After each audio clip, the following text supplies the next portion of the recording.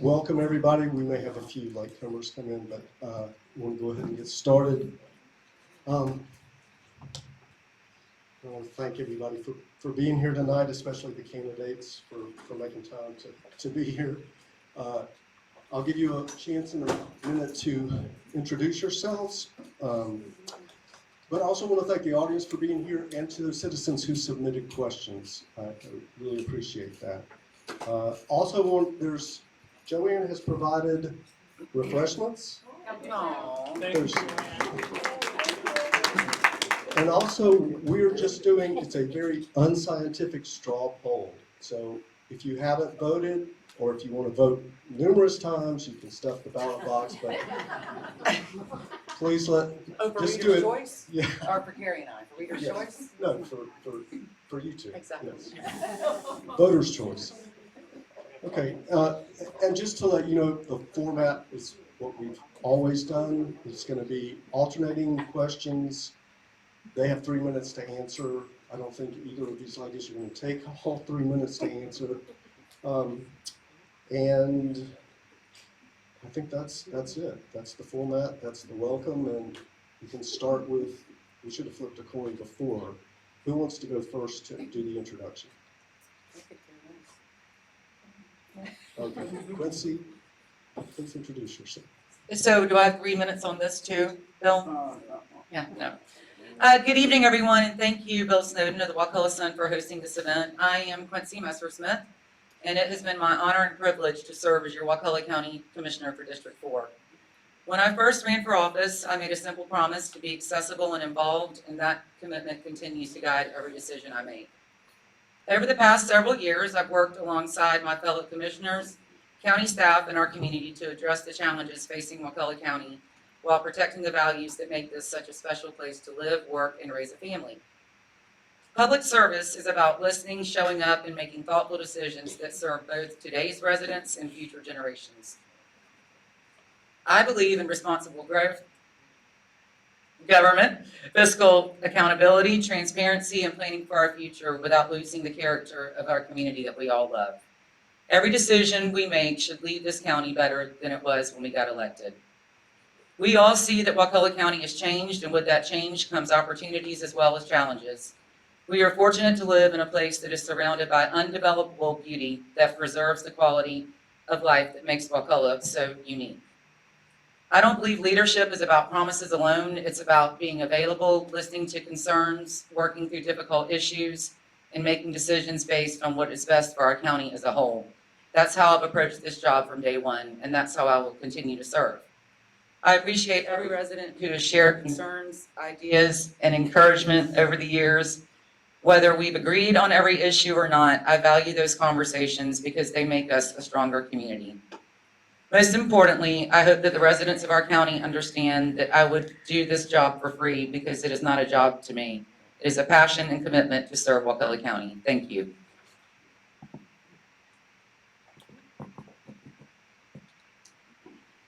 Good evening, and thank you all for being here. My name is Carrie Hughes. I have lived in this county for 20 years, and my husband has been here almost twice that. I have 30 years of public service experience, with 19 of that being in growth management. So I'm very familiar with how decisions that we make today affect our future. My husband and I chose to stay here because of the small town feel, our natural resources, and the quality of life that's provided here. I want to help Wakulla grow responsibly and protect the character of our county. I think that there's been a lot of changes, and I'm not thrilled with the way things have been going, the trajectory that we're on. So that's why I decided I wanted to run, and I would appreciate everyone's support and consideration. Okay, thank you all. And then we'll start with the questions, and Carrie Hughes, you will get the question first. I wrote a whole paragraph about the growth issue. It seems like the biggest thing that the perception between the two of you, and I just throw it out there as an open question, not my whole paragraph of context, but What is your position on growth in the county? And maybe get more specific. Okay, so one of the things that I want to make clear, because there's some misconception out there that I've seen, is that I am not anti-growth. I am not against growth. We just need to make sure that we're doing it in a responsible way. With my experience, I can bring a different perspective when it comes to growth. I've been saying for many years, you know, like in the forums and stuff, when people were upset about zoning changes, that's not the place to raise that you have to do it at the comp plan amendment. Because once it fits the comp plan amendment, it's pretty much a shoo-in. And finally, last fall, the county attorney actually said that on the record and said that that's where the commissioners have the most leeway, is at the comp plan amendment stage. As we grow, that creates more demand on all of our services, whether it be public safety, roads, schools, utilities, and we've seen the effects of these over the last several years. New growth, I believe, should contribute its fair share. It's often said by some of the commissioners that, you know, you can only use them for certain things. Well, okay, let's do that, because over 40 of our 67 counties use impact fees. So there's obviously a benefit to using them. And if we're making growth pay for its fair share of what's coming, then we can use money we have in our other funds for different things and different services for the county. I also believe that development should follow the comprehensive plan. I know that's a little bit of a contention here, but I think that's what we should be doing rather than repeatedly changing it over and over and over again. A comprehensive plan should shape development. Development should not constantly shape the comprehensive plan.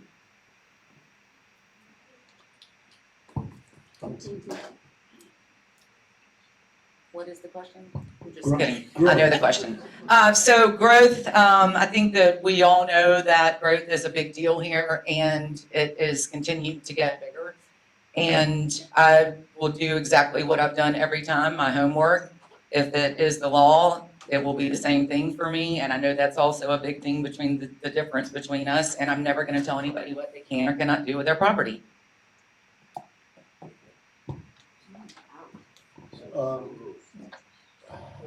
Well, I want to get more specific then. The Crawfordville Town Plan is basically an area that's been designated by past commissions as an area where we'll encourage growth, high density growth, and then moving outwards.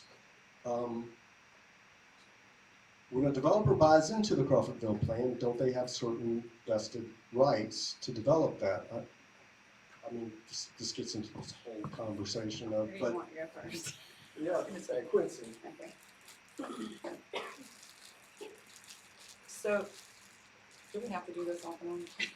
Yes, please. No, I mean, in between questions, can we just set it down? Yes? Oh, yeah. So is your question when a developer buys into the Crawfordville Town Plan? Yes.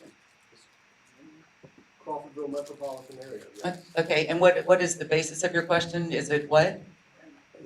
Doesn't a developer have certain vested rights when they've bought into that property and then meet the conditions of development? Yes, they do. Yes. Okay.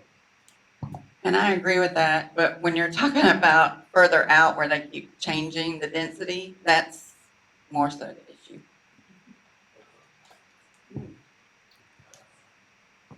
Let's move on to another topic then.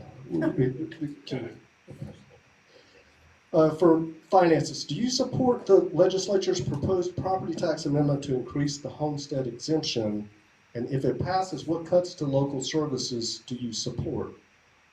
Or would you seek to cover the shortfall with new fees, for example, the sheriff's office to have a municipal services benefit unit or something?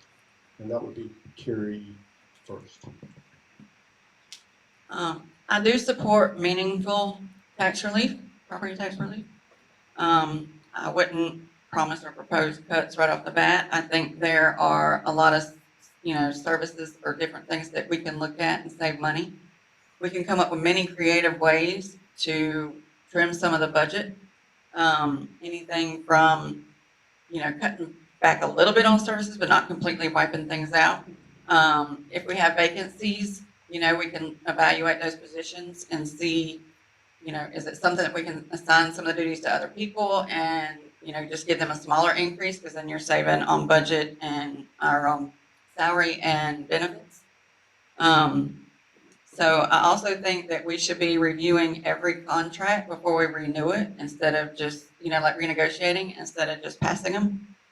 And then I think we should be looking at every department to see if there's other operational efficiencies before we just immediately start cutting programs. So are you asking me if I believe that the property tax reform is going to pass, or what we're going to do if it does? I'm asking if you support it and what you would do if it passes. So I'm not sure, you're asking Quincee personally supports it? Commissioner Messersmith, does Commissioner Messersmith Well, support that's this? a vote for Quincee, not the board, so let's get past that.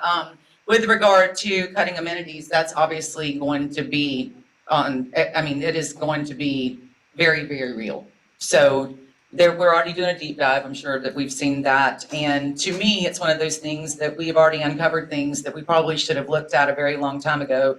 And I believe that the way that we are gonna figure this out is that we're gonna start with the statutory required amenities, if that's what we wanna call them, and go from there. Are there I'm trying to think of how to best, Quincee first, what services would you not cut, or is there anything that's not sacrosanct? I know, for example, when this first was proposed, law enforcement, first responders were exempt, but are you looking at across the board, or just cuts to things that the library, for example, would be? So again, I think that any amenity that is affected by this maybe or maybe not property tax reform is going to be on the table. I'm not going to call out a specific area of that if that's what you're asking me. But obviously, with regard to the legislature, it's not me. Is the public safety in? Is it out? That's the only important thing to me right now that we need to address. I mean, we have next year and the following year to figure this out if it does pass.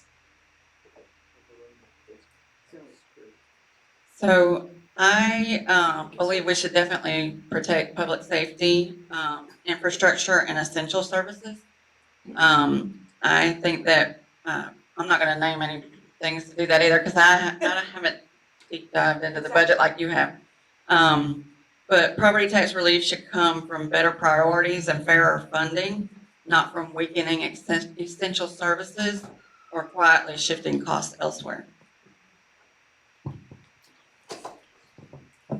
Okay, I just want to point out, one of the things I received a lot of questions about from citizens was about water quality, which actually the county commission has no control or purview over, but I will toss it out there if there's anything you want to say besides, concern and sympathy to the residents who are having talcum brown water or soft chocolate or whatever.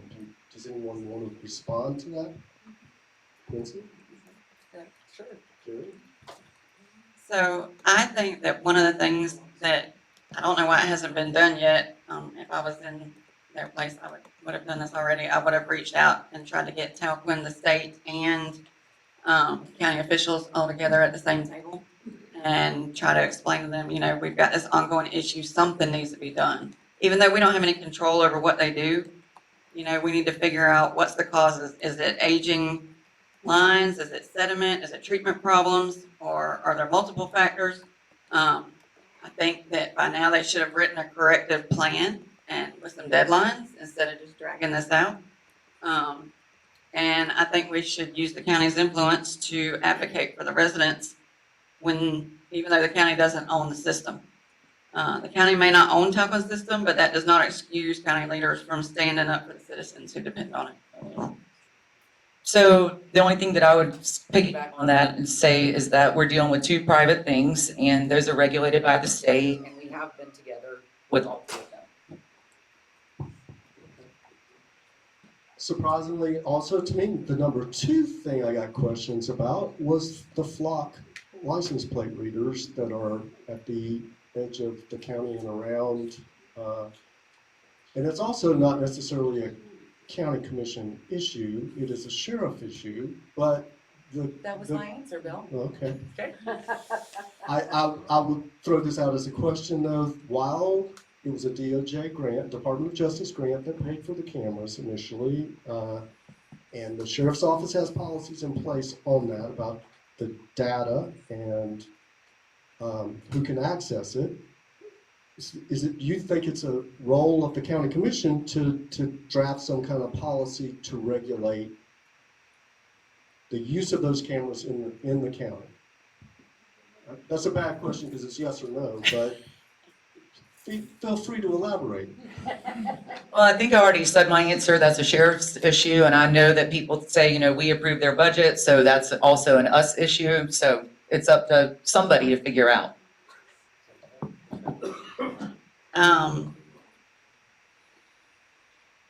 I am not automatically for it or against it based on it, you know, just the technology or whatever, but, I think that, you know, if we're gonna have it, we should establish strict policies on access, retention, searches, and other things. But I also feel like we should protect constitutional rights and prevent routine tracking of innocent residents. We can support law enforcement without giving government unlimited surveillance authority. The third area of interest for citizens was the county administrator.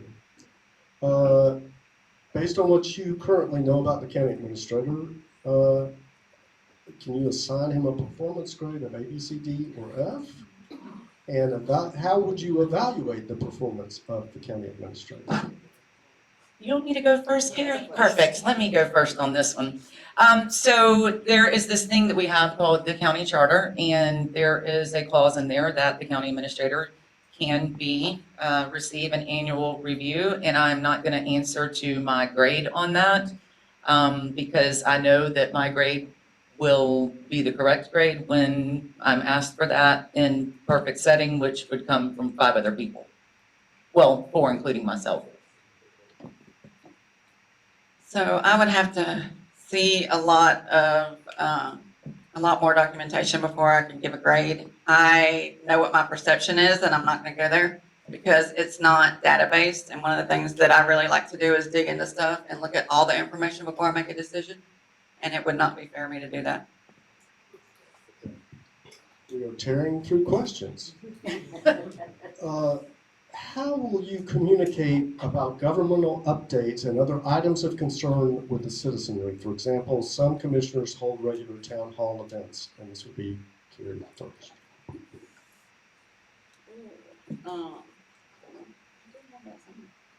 Town halls would be something that I think that we should do. We should have a lot more transparency. I think we need to provide, you know, clear agenda summaries and make sure that all the documentation is uploaded, because sometimes that does not happen.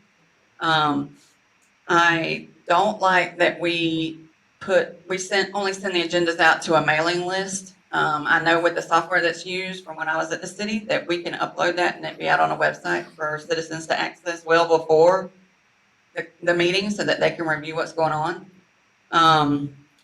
I do think that we should use town halls for controversial matters and stuff before the final vote. Citizens should be part of the conversation before the vote, not simply informed after the decision's made or right when it's made. So is the question, is Quincee having a town hall meeting? It can be. Okay. Or how else? Yeah, that was an example. How do you communicate with citizens about things that are going on in the government?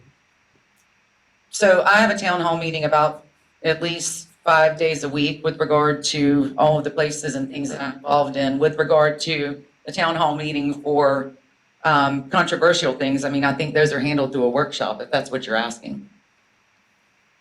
Yep. That's my answer. Okay. Well, here's in keeping with that sort of line that you as you go first, Quincy. Commissioners represent the county and BOCC on various local and regional committees and boards. Are there any particular areas of interest that you want to pursue that would take priority? Well, funny that I'm sitting at the table because I have the most assigned county boards. So are there any that I want to do what? Any particular areas of interest that you want to pursue that are a priority for you? Well, they're all a priority for me. I mean, if that's what the answer is, that you would, if that's the question to what you're looking for an answer for. You mean, do you want me to switch around with the other commissioners? No, I'm asking if I could be interpreted as what boards are you on and what are your priorities? Oh, in okay. those? I'm on CRTPA, ARPC, EDC, Career Source, Transportation Disadvantaged, Canvassing, which includes L&A. Those are my past boards, and Capital Area Community Action. Don't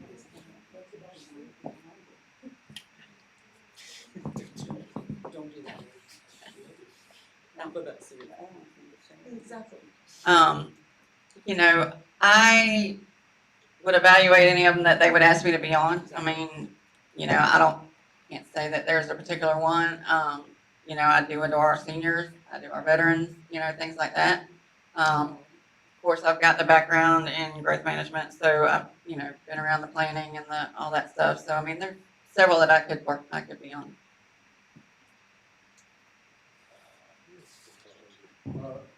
Next one is Carrie first. Animal shelter.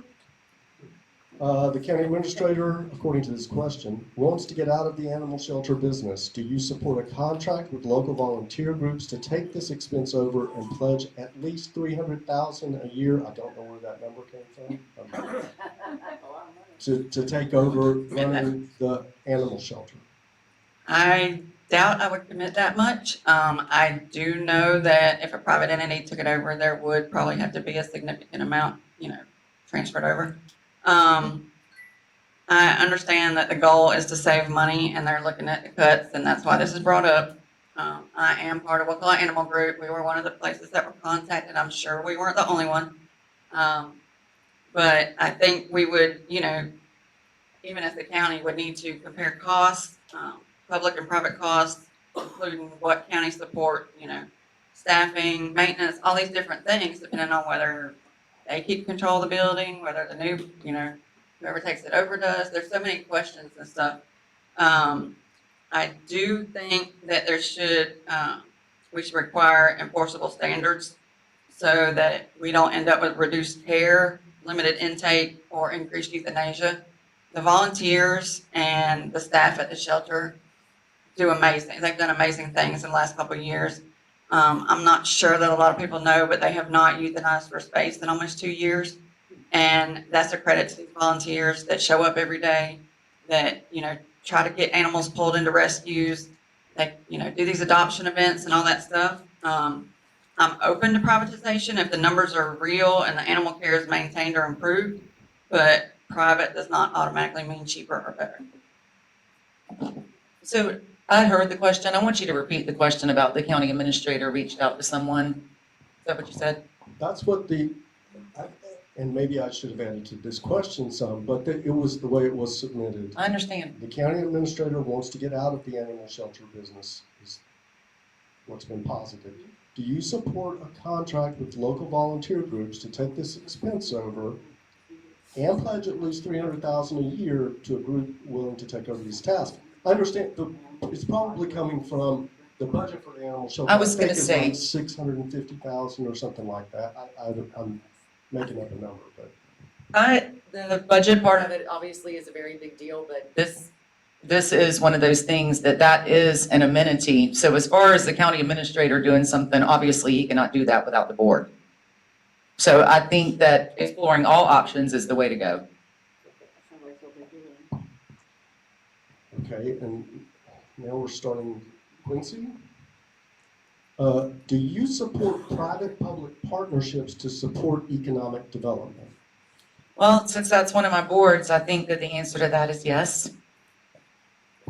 You're on the Economic Development Council? Yes. Okay. I would say yes, there's value in that. We'll start with Carrie this time. What do you consider three main issues facing Wakulla?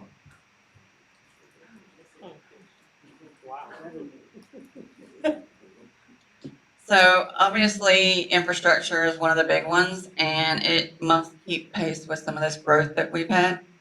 The growth affects our roads, water, sewers, schools, emergency services, and taxes. And, the growth can put a stress on our public safety. My objective would be responsible, affordable growth that protects the residents' quality of life. We have to stop making decisions one project at a time without looking at the cumulative impact of everything already approved. And so, infrastructure and growth are some of the biggest issues we're facing right now. And now, of course, with the potential property tax cuts, that can cause another big issue. So my three things are definitely what's coming down the pipeline with property tax. And as far as having two more things, I see all things combined with regard to the budget, amenities, and people. And we'll start with Quincee on this one. What is your position on funding nonprofit organizations in the county with taxpayer dollars? For example, Keep Wakulla County Beautiful, Wakulla Transportation, other groups. So with regard to funding nonprofits, if they turn in an application and they provide a service for this county, I am completely for that. Some of these nonprofits are, they do amazing things, and I think that they do need some support.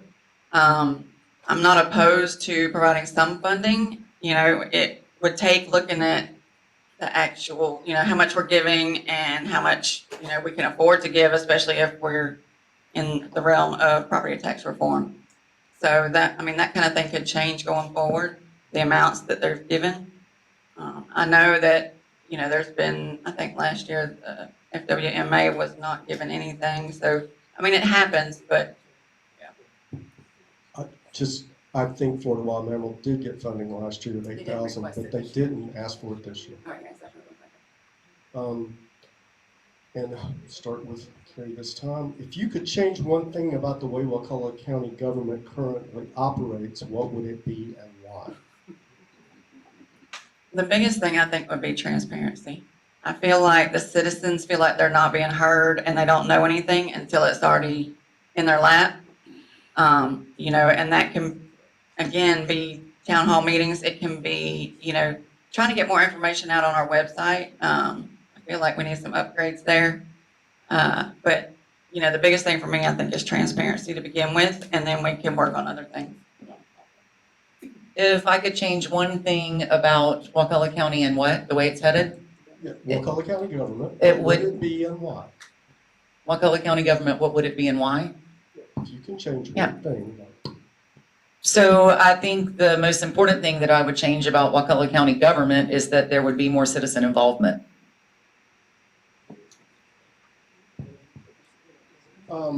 And we'll start with Quincee on this one. What do you believe residents misunderstand most about the role of a county commissioner? Where do you start?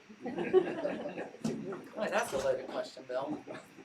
I believe that they misunderstand the most when it comes to how many things that we actually can do.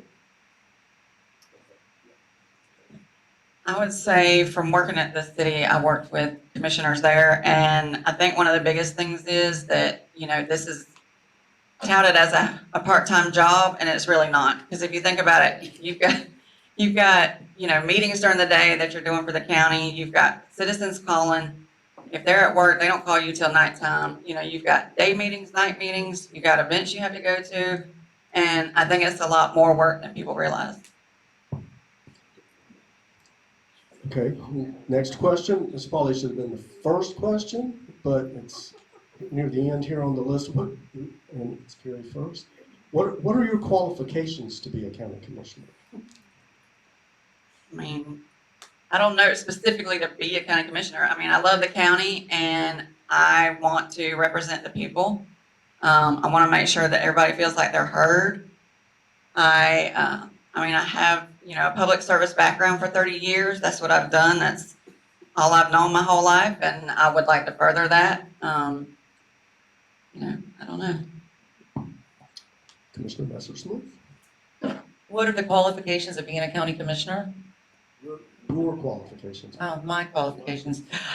So I think that my qualifications are that I have always been, exactly like I said before, accessible and involved, and that's it.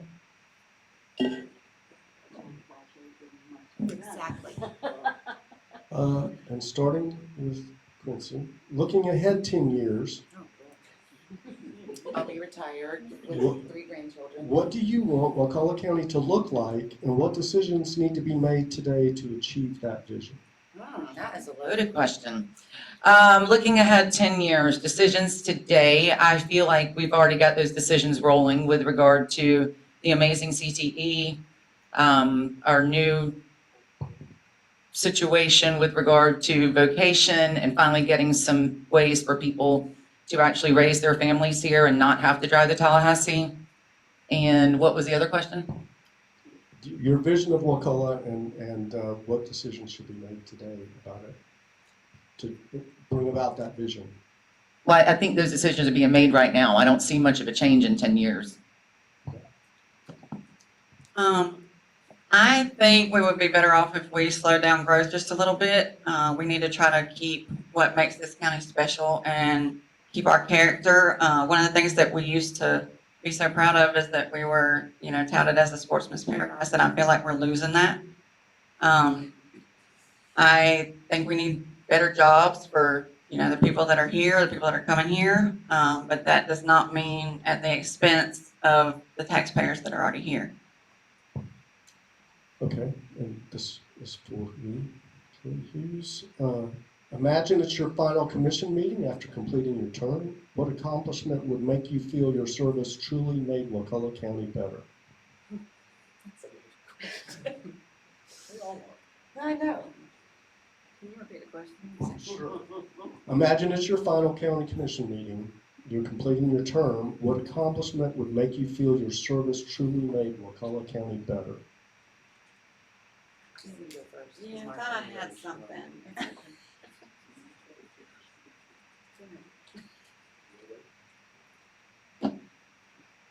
My last county commission meeting, I would leave and go look in my own mirror and know that I never changed one time in the 8 or 12 years that I was elected.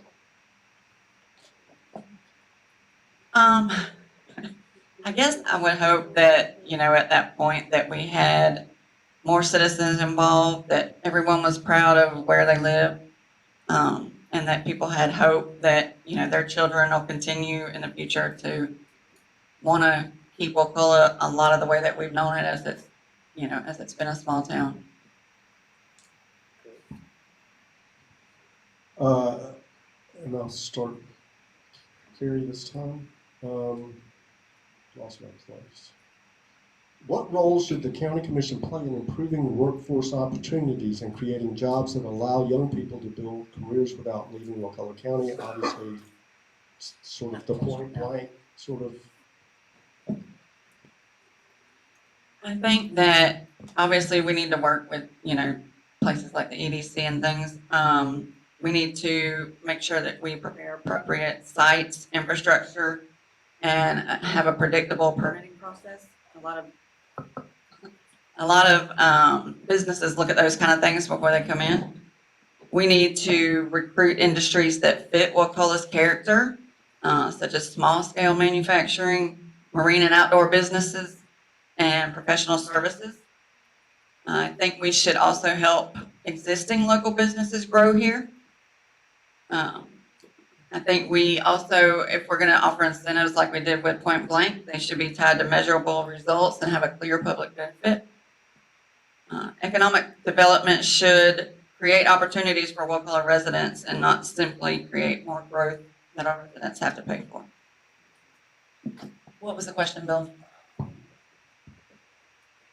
What role should the county commission play in improving workforce opportunities and creating jobs that allow young people to build careers without leaving Wakulla County? Well, I hope that the county will always be a pass-through with regard to the grants that they receive to create the jobs here. Like with Point Blank and, okay, Or the CTE, or Gulf Triumph, or those things. okay. And here's the question, Quincy, you start. What is one opportunity you believe Wakulla County is missing today that could improve the quality of life or economy over the next decade? Sort of a backwards asking of one of the previous questions. Well, I feel like we covered that with regard to what's going on here with the EDC and people staying here and those things. I'm just gonna agree with her. Okay, y'all are turning through too many of these questions too fast. That's basically the questions that you have all torn through, and in 35 minutes, what I thought would take over an hour to get to. But we go to closing remarks, and now I can't remember who started. I started. Okay.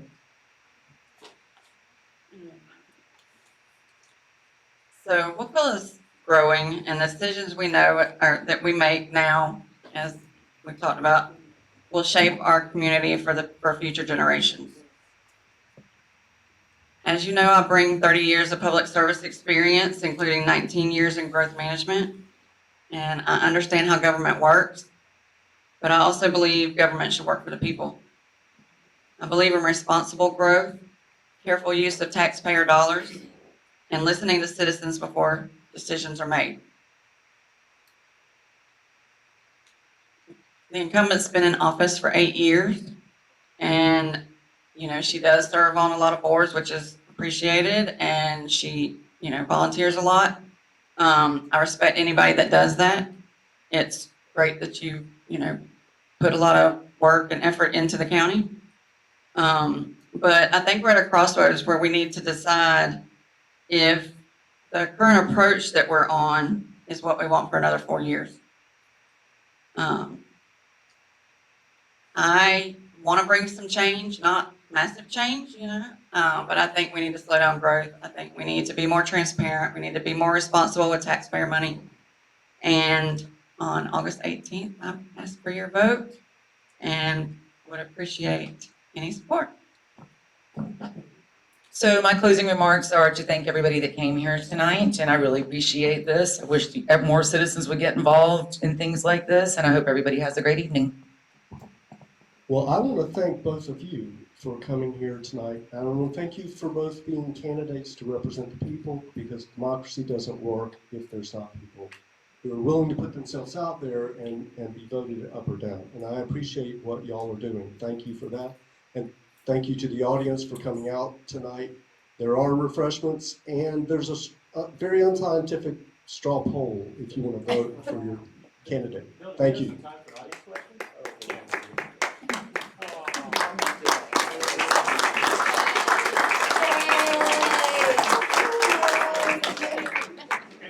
What's your name? You didn't introduce yourself. I'm sorry, I'm Bill Snowden, the editor I of the kind of Wakulla introduced Sun. him, Robert. Thank you.